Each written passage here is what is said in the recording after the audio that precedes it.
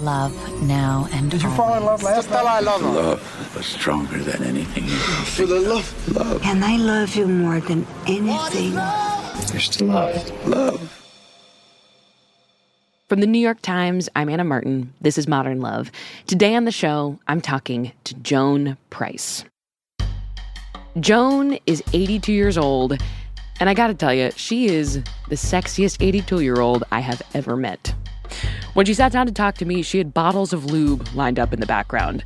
This is Joan's whole thing. She's a senior sex educator. She teaches people how to stay in touch with their desire as they get older. But a while back, Joan lost touch with her own sexuality. When her husband died, she felt alienated from her body. She was numb. She couldn't have orgasms. She couldn't feel the things she wanted to feel. And she knew she had to do something. She ended up writing a book about sex and grief, and that's why I wanted to talk to her, to learn more about this connection between two things that feel so opposite. But as we talked, I realized what Joan has to say can apply to anybody, even if you haven't lost someone. Because most of us have had moments where we've lost touch with our desire, and according to Joan, we can find our way back. Joan Price, welcome to Modern Love. Thank you, Anna. I'm so honored to be here. I'm so excited to be talking to you. So, Joan, you are a senior sex educator. This is your job. What kinds of questions do you get from seniors about sex? Very often it is what I call under the umbrella of the old ways don't work the way they did before. And it's that I always used to reach orgasm this way, but now I can't even do this way. Interesting. Like physically, I can't even do this way. Yeah. Yes. This is what I like the best, and now my joints won't let me even do that again. You know, it's never just about sex.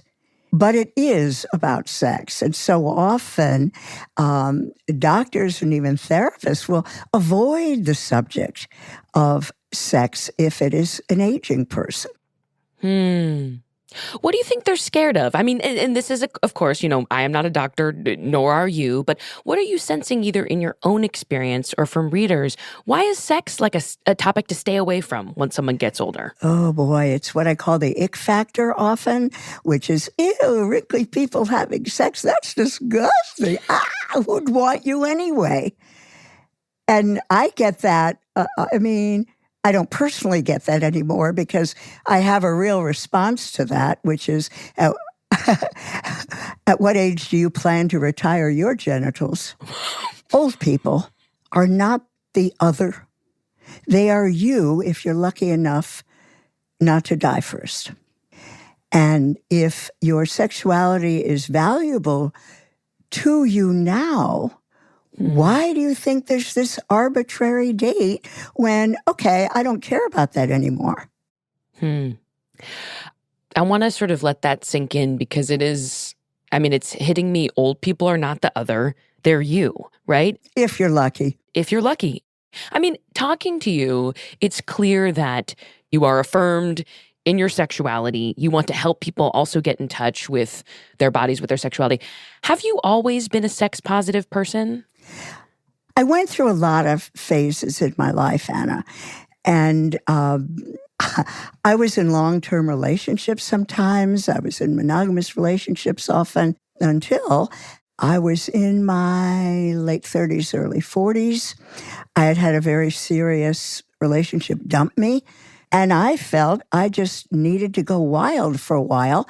And I kind of liked it. What did going wild look like to you? Yeah. Going wild looked like I had 3 friends with benefits at the same time. And yes, you did. There were times in that period over a few years that I had a few, I got to tell you about this part. Please. I was dating 2 cousins who lived together. And one time I had a date, and they knew about each other. I mean, they'd had me to dinner. I was going to say, how did you? I don't remember how I met them. Probably dancing. That's how I met everybody in those days. But one time I had a date with one and then the other a little later. Never both at the same time. Yeah. And so I had just had a lovely interlude with one. And then I watched him leave I watched out the window. He left my house, went to the parking lot where his cousin had just arrived. Oh my God. They shook hands, Anna. They shook hands. And then the second one came in. That is great. That was kind of the high point of my wild child at early 40s. Yeah, what did you learn about yourself in this phase of experimentation? Well, for one thing, I learned that every man is different in what he gives, what he wants, what he likes, how he sounds, his utterances. I mean, it was almost like a research study. It wasn't random. I chose these guys. It wasn't just hookups, but there were also hookups. And what I learned was I can adapt to these different styles. Huh. I also learned what I didn't want. There was one time I brought someone home after an evening of dancing, and we'd focused on each other, and it just felt very erotic.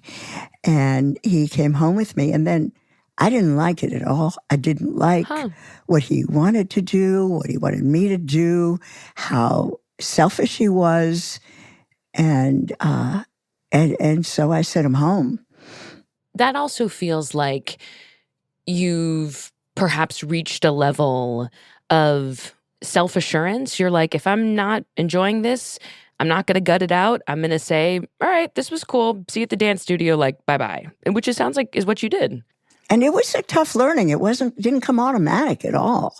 I was one of these people, you can't talk during sex, it breaks the mood. Or, I don't know how to talk during sex. I don't know how. And I realized along my journey that mind reading is vastly overrated. And that's one of the lessons I try to teach people. Say it. What's the worst that can happen? He might say no. But if you don't ask, the answer is always no. Huh. This wild phase you said started maybe late 30s, early 40s. And then I guess I wonder, like, as you got older, we spoke about, readers writing in and asking you like, hey, things don't work the way they used to anymore. Did you have your own moment, maybe as you were getting older, of realizing like, things are looking or feeling or working differently for me when it comes to sex?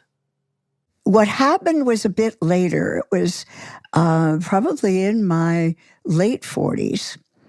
When I was going through perimenopause and then menopause. And I realized that I had become invisible as a sexual being. It was really devastating because here I was and I thought, look, I'm the best I've ever been in all ways, in terms of self-knowledge, in terms of what I have to give, in terms of what I've lived, what I understand, what I welcome, what I offer. And now, why are the very men that I'm interested in just looking over my head when they talk to me? Now, that's easy to do because I'm only 4'10", but that wasn't the reason. They were just, looking for someone. They're hardwired to seek fertility. They don't know it. They don't intentionally do it, but they are. And that was pretty devastating. And I had to kind of pull back and say, well, what do I do with this? I think this is probably a good time to ask you about meeting Robert. Oh, yes. Thank you. You can see from my face that's what I love to talk about. I met Robert at age 57 after a long period of being unpartnered, and I was teaching my line dance class. And this beautiful, beautiful man walked in. He was, I learned later, 64 years old, remarkably fit, remarkably handsome, with ocean blue eyes and snow white hair. and his shirt was open a few inches, and I could see the tufts of his white chest hair, and I wanted to pull open his shirt. I'm signing him in for a new line dance class. I am welcoming him, and all I could do is stare in his eyes or at his chest. I thought, oh my God, what's happening to me here? I was so totally in lust that I kept losing my place in the dance I was teaching. And do you sense, is he looking at you in this first class, or what can you sense about his vibe? At the time, all I could sense is he was a very dedicated dancer, and his hips, I couldn't take my eyes off him. Everybody kept staring at him. And I learned later he had been dancing since the age of 2. Tap dancing, ballet, modern dance, musical theater. And I just couldn't, it was like there was a spotlight on him the whole evening. And I thought, oh, may he please come back? Because, I wasn't in a position to proposition the guy from his first attending the dance floor. Well, he did keep coming back, and he would take walks with me after class. At my invitation, I'd say, I'd love to know you better. You feel like taking a walk after class tonight? Yeah, I can do that for a while. And we'd talk, but never very personally. He would tell me about the English gardens he'd seen and all. And I thought, well, okay, I don't know. He could be gay. He might have a partner. He might not be attracted to me. He might not see me in that way. He might not be aware of these lust arrows I'm sending at him. And flash forward to 9 months, after one of our walks, I came home and I emailed him. Okay. I love it. This is my best email of all time. Robert, I'm really enjoying getting to know you. I love you as a dancer. I love you as an emerging friend. And I got to tell you, I can't help imagining what it would be like to dance with you without footwork. Oh my God. I mean, and so let's just be clear for those who need to decode it. You're saying basically, I can't stop thinking about wanting to sleep with you. Yes. And? All right, you're going to be surprised at this. He responded. Oh, before that, I have to say at the end of the email, I said, if you're not interested, please, we'll just continue our friendship. Forget I said this. It won't damage my ego at all, which with that part was a lie, but I had to say it. And then he responded with, thank you, I'm flattered. I am attracted to you too. Patter, patter, patter goes my heart. You'll probably hear it. Patter, patter, patter. He said, but I see you as my dance teacher. Those are lines I never thought I'd cross.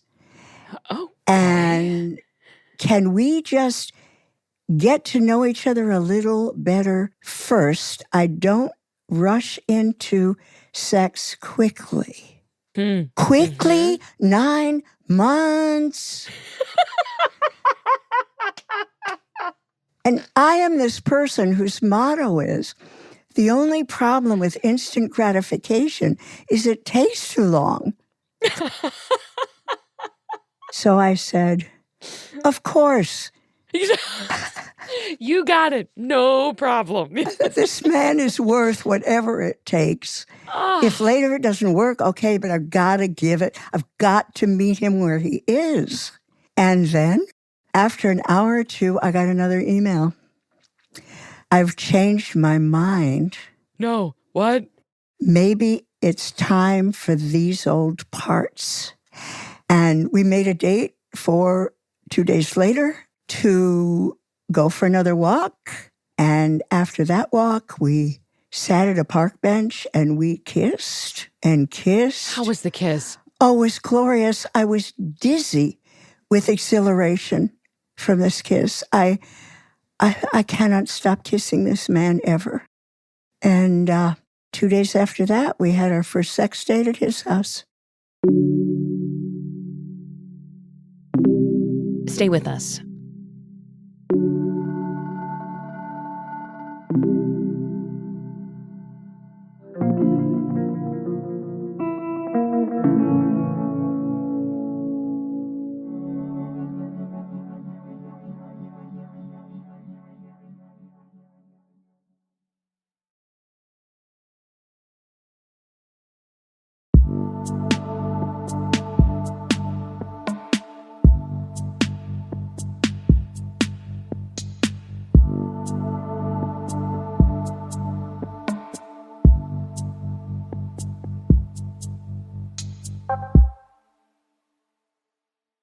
You'd mentioned that you were in this experimental phase before Robert. You were having sex with a bunch of different people. And then you find Robert and you make this connection. I love the repeat email, him being like, we need to wait. 2 hours later being like, I'm done waiting. Let's do this. I mean, it's just like, it could not be more fabulous and wonder. It just really could not. But in any case, being intimate with Robert, did anything surprise you about that sexual connection? Like, were there things you liked as a 50, you were what at this time when you met him? 57, you said? 57. 57-year-old that you wouldn't have liked when you were younger? Like, did anything surprise you about the sex you were having with Robert? Oh, yes. What was really different, part of it was just because he was new and a real powerful lust object for 9 months, is that every part of it was a discovery. Every part of it was a discovery, from finally getting to see the chest hair and finally getting to touch it. It still remained one of my favorite things in our whole relationship is that chest hair. And then little by little, discovering how each other's bodies worked. There was no goal. There was no rush to the finish. We didn't know if there'd be a finish or what it would look like. It was just, wow, this feels good. Does this feel good? One of the things that I discovered about myself now, being in a new relationship and being 57 instead of 42, is that my body responded so much more slowly. My brain was excited, was tingling, was sending fireworks, but my body was really slow to catch up. And finally, at one point, I realized, well, I'm embarrassed about this, and it's delaying me even more. And so I said, Robert, I'm fretting that you are getting tired or bored, or this is just taking too long. And he said, oh, I don't care if it takes 3 weeks, as long as I can take breaks to change positions and get something to eat. It sounds like you're so in love with each other and you're so sexually in touch with each other. When you were locked in to an intimate moment with Robert, what was going through your mind? Oh, everything in me was saying, this is where I'm meant to be. This is what I'm meant to be doing. This is the person's eyes I'm meant to be gazing into.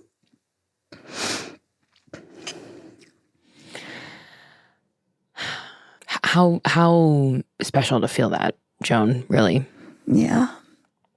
I know from your book, you and Robert got married, and then 2 years after you got married, Robert passed. That must have been incredibly difficult. It was the hardest thing that's ever happened to me.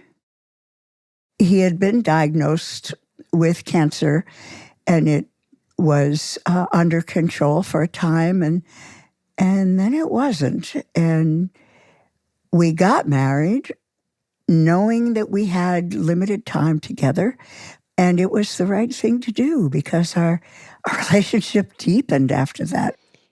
You know, it's like you trace this beautiful, intimate, deep, sexy love story, the love of your life, meeting him, learning about yourself.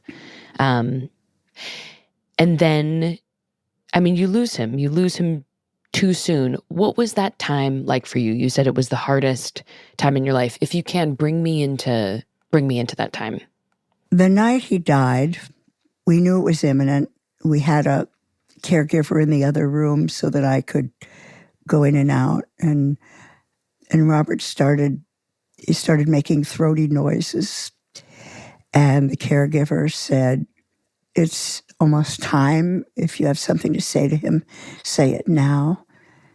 So I stood and held his hand and told him everything, probably way too much. And because there were times he'd been in and out of consciousness, and I'd talk to him, and he'd come out of it saying, "Boy, you talk a lot." It was really sweet, though. He would also say things like, "Remember when we walked and I knew the name of every flower?" And so that night, I told him all I could think of, and then I got into my bed, which was next. He had a hospital bed at that point in the bedroom. And so I went to bed, and then when I realized he'd stopped breathing, and we called hospice, which we were supposed to do to, they'll come over and take care of things. We'd made arrangements and all. And they arrived, and they said, you can have some time with him if you need it. And I said, I do. And I got in bed with Robert's dead body, and I put my hand on the chest hair that I loved so much, and it became warm under my hand. And I thought, is this the power of love, that it can warm a dead body? I still can't explain it, and if anyone can, I don't want to hear it. I want my version. And then finally, it was time to take him away. And then I went into an absolute profound depression where I could barely function. I would cry all day and then pick myself together an hour before I had to go to line dancing and go teach the class, because that's where he was. He was on the dance floor. He was kind of floating above it a little, but I could see him, and no matter what direction I turned, there he was in front of me. So I needed that. And then after, I totally lost track of time here, but I was just in a drastic state. And I finally realized one day I could not stop crying in time to teach the class. And I called my HMO and I said, I can't stop crying. And they said, well, are you suicidal? And I said, oh, no. Will you hurt yourself? No. And they gave me an appointment with a psychiatrist quickly, who prescribed an antidepressant. I can't remember now which one. Everything's foggy.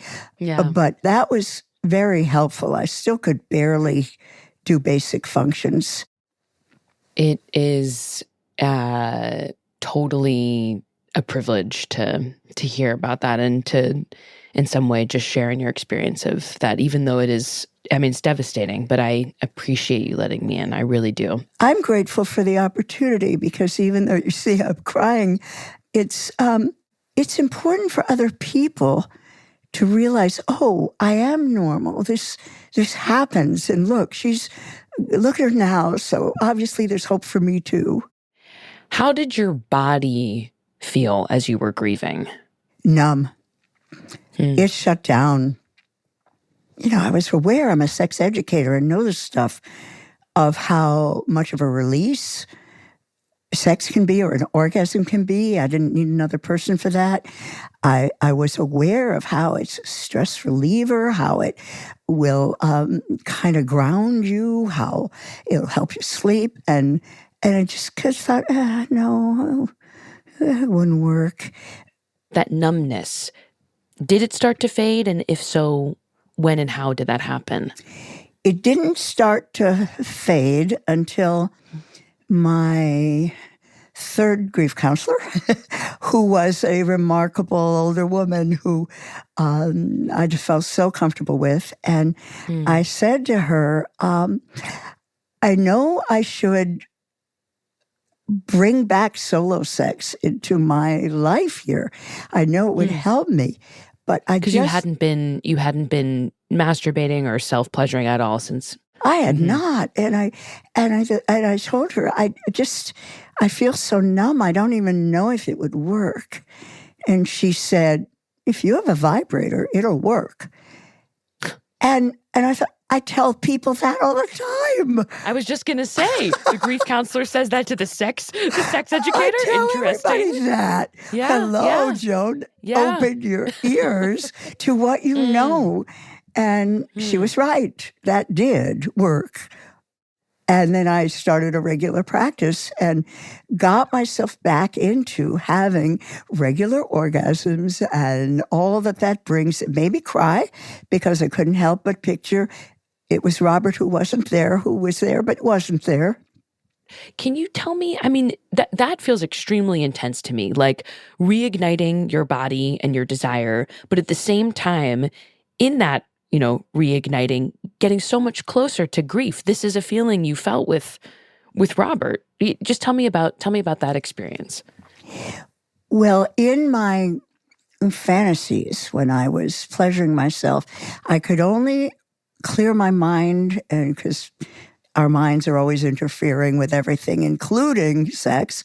And the only way I could just make my mind go vacant and receive is if I imagined it was Robert pleasuring me. And that made me cry, but I also would just keep going with that. Here he is. You can enjoy him again. You can enjoy him anytime. Yes, it's different. Yes. Oh, okay. Of course you're screaming, "Please, Robert, don't be dead anymore," which I actually screamed aloud over and over again many times. You can't have that. But what can you have? While you're here with this circumstance, what can you do about it? And that's what I figured out. You're existing in this space where, like, everything hurts, right? Everything, you can't stop crying. It's like wall-to-wall pain. And then to reintroduce pleasure into that space must be quite complicated. I wonder, I don't know, this might be projection, but like, did you feel guilty for feeling pleasure? I mean, what were the emotions that were coming up as you began to engage with whole sex again? I was relieved. I was relieved. I said, "Oh, my body isn't dead." And in fact, what really brought me to life at one point, and this was sometime in, where I had continued to use vibrators, but not the least bit interested in inviting another person into my body. And then I had this dream that I was walking with a man that I didn't in real life recognize. He was walking behind me and holding me. I don't know how the dreams make it possible, but I could feel his erection through his clothes behind me. And I started getting aroused. And then I woke up and I sat up and I said, "I'm alive." What did this dream, what did it signal to you? What did it mean? That I can be aroused by another person, that I want that to happen when I might be ready. Because he was arousing me. I didn't do it on my own there. And I really was aroused when I woke up. Your body was awake. Your body was awake. My body was awake. And it was as if there was a life force that I'd tapped into, that I'd tamped down before. I'd said, no, I don't want to hear from you. I'm too busy being devastated. Don't even try. And I realized that we have this inner resilience that will emerge. It's like this seed that's been planted in there and it's struggling to make its way out of the dirt. And you keep piling more dirt on, it's going to have even more trouble getting through it. And then finally say, okay, I'll stop piling and just see what happens if I watch this spot. And oh, hello. We'll be right back.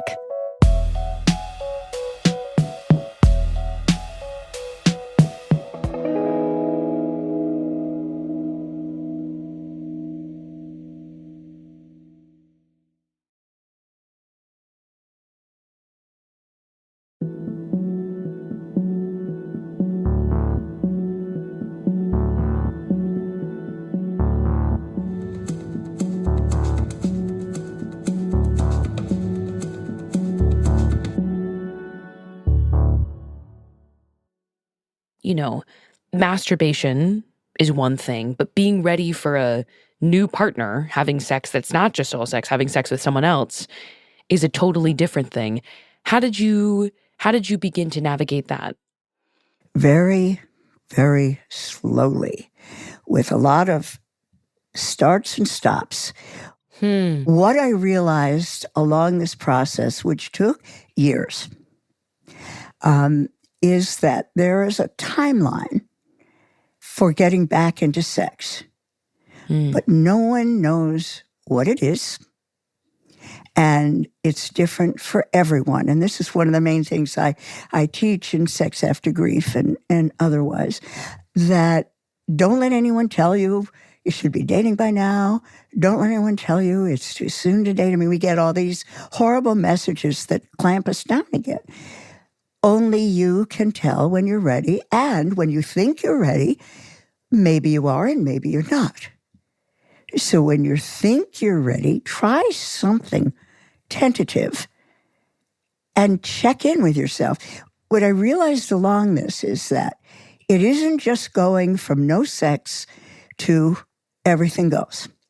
It's step by step. I didn't want a new partner. I was firm on that. There's no way, because Robert was my great love. Nothing can surpass that. Everything else would just be compared to him.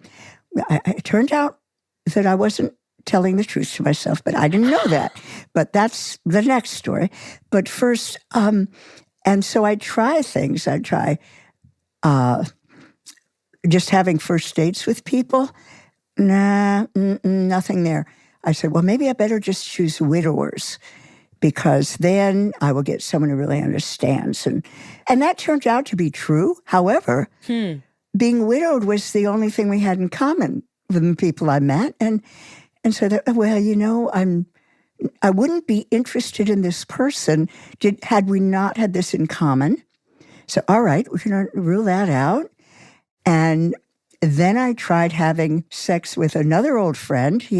During my wild time, I had a regular ongoing relationship with him, and then he had moved away, and he was going to be back close to me for an event, and did I want to meet? And I thought, this is the way I'm going to get back into sex. This will work. And so I showed up at the hotel, and we talked a lot, and we got into bed, and he started gently caressing me, not rushing anything. And I just froze. I froze. This is not Robert's body. This is not Robert's hands. I can't. I told him, I'm sorry. I can't go through with it. I just can't do it. I had prepared for this. I thought I could. I chose my underwear with care. And I just can't go through with it. And he said the best thing he could have. He said, tell me about Robert. Wow. It is, there's a couple things I'm gleaning from this. And one is, you're talking about these fits and starts. You were sort of giving yourself permission to try something. Yes. And giving yourself permission to say, this is not going to work for me when it wasn't. So it was like kind of riding the wave of your grief, which of course is not linear. I'm hearing that. Then also I really love that response from this partner. Instead of, okay, well, have a good day or whatever. Yeah. Tell me, like invite me in. Tell me about this person that you love so much. I mean, it makes it connective. Yeah. And also I would say though, it brings, of course, another person into the space. I mean, which is interesting. It's like, then Robert is in the room, not physically, of course, but he's there. And did you enjoy having him there? Did you enjoy telling this man about Robert? It was just what I needed. And I realized how self-indulgent all these stories are, but it's what we can do when we're in really bad grief, especially in the beginning before we've figured out a process for getting to the next step. At this point, you are experimenting with different partners. You've gotten back into solo pleasuring.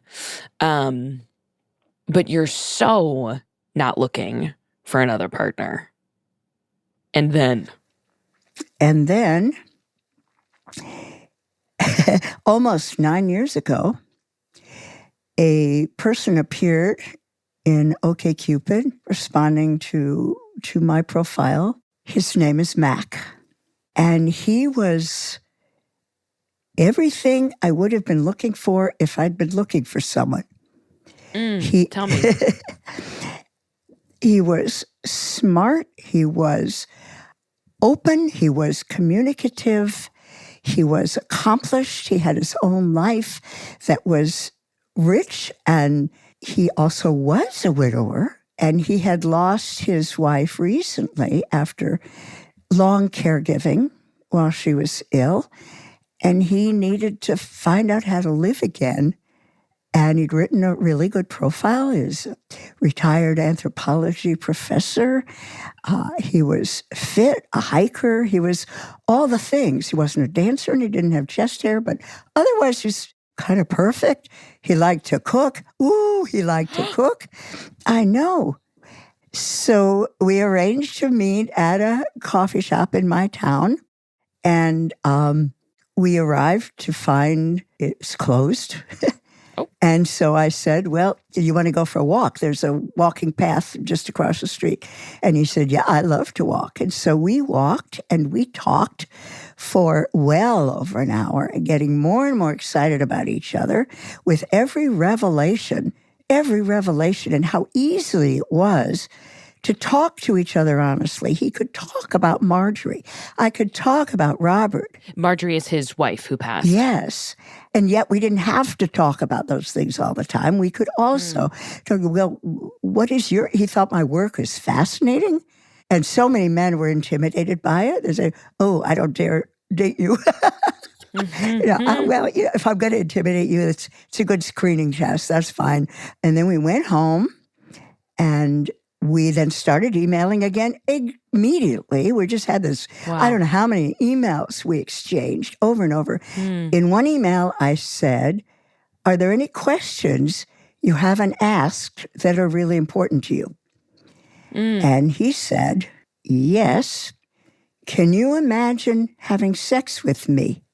Okay, I'm like, you've met your match.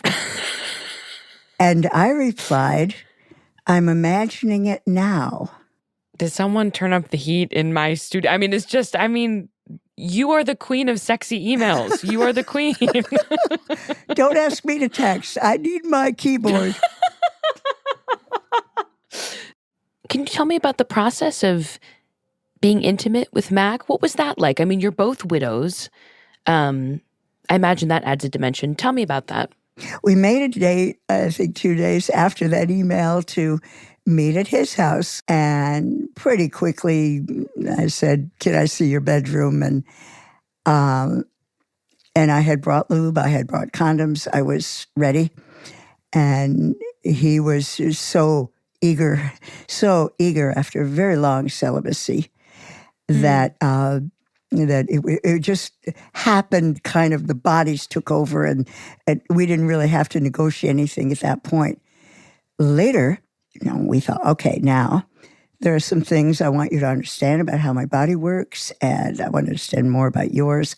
And so we kind of stepped back and went into the exploration of what works best for us now, and then modified what good sex is for us right now. And we've continued to do that, and it's really helped us. We've been together almost 9 years now. Wow. I know. Who knew this could happen again? And one of the things I learned along the way is we don't need to have the goal of penetrative sex for it to be real sex or good sex.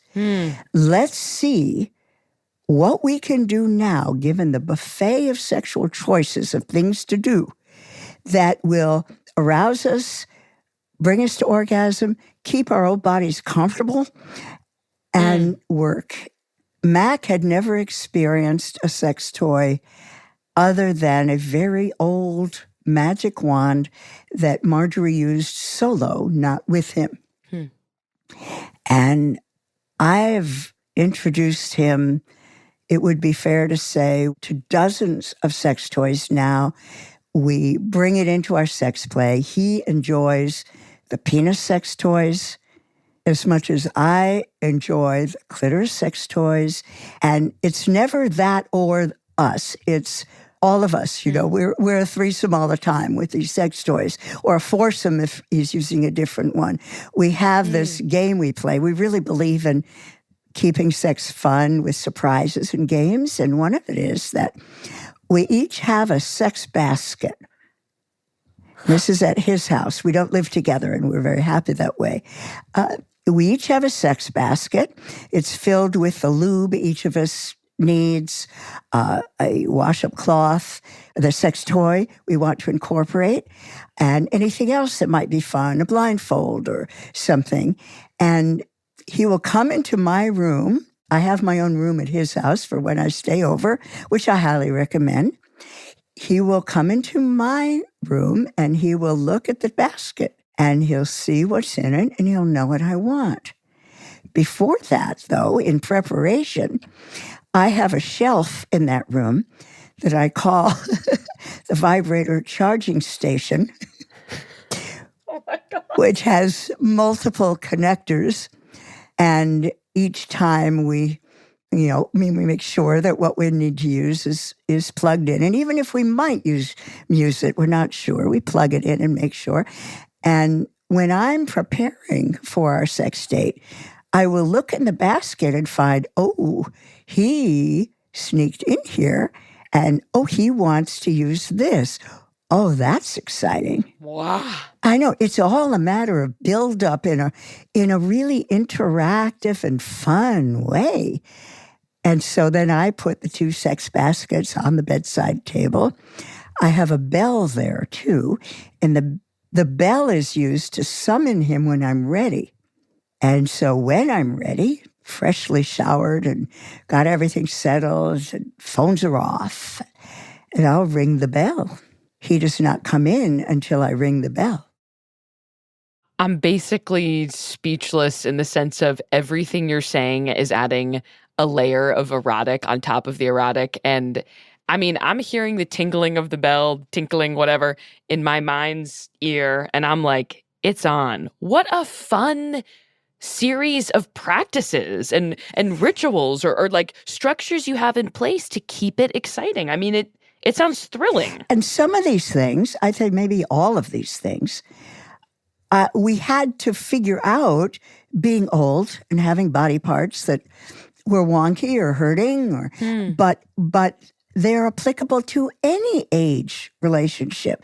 If young people started doing this now, they'd have a whole lot more fun and less stress and fear when their bodies started aging and said, wait, we have to change some things. And you go, well, I don't know how. What do you mean I have to change things?